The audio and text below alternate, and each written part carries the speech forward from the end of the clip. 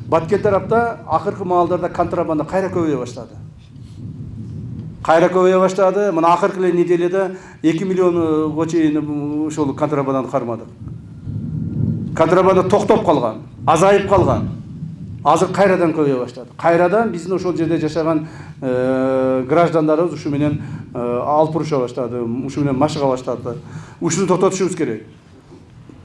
Бардык мамлекеттик органдарга, жергиликтүү бийлик органдарына, чек ара кызматына, укук коргоо органдарына,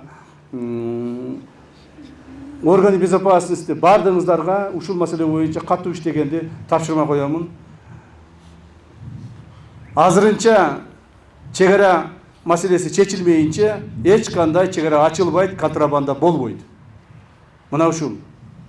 Демек ушул сөздөрдүн артындагы акыра турган жумуштарды өзүңөр жакшы билесиңер. В этом направлении нужно усилить работу погранслужбы, органы безопасности, местных органов властей, органов правопорядка. Так. Все вы должны усилить работу в этом направлении, что никакой контрабанды со стороны Таджикистана, со стороны Кыргызстана не должно быть. Пока у нас граница не решена, проблемы границы мы стараемся решить мирным путем, но пока она еще не решена.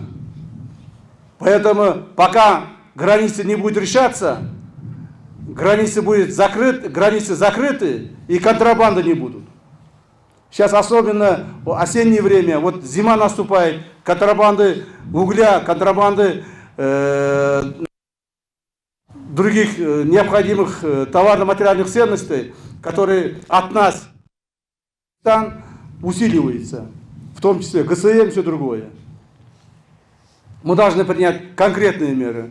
Вот завтра у нас будет еще совещание в Баткене. Я обращаюсь к всем тем органам, которые служат в данный момент в Баткенской области.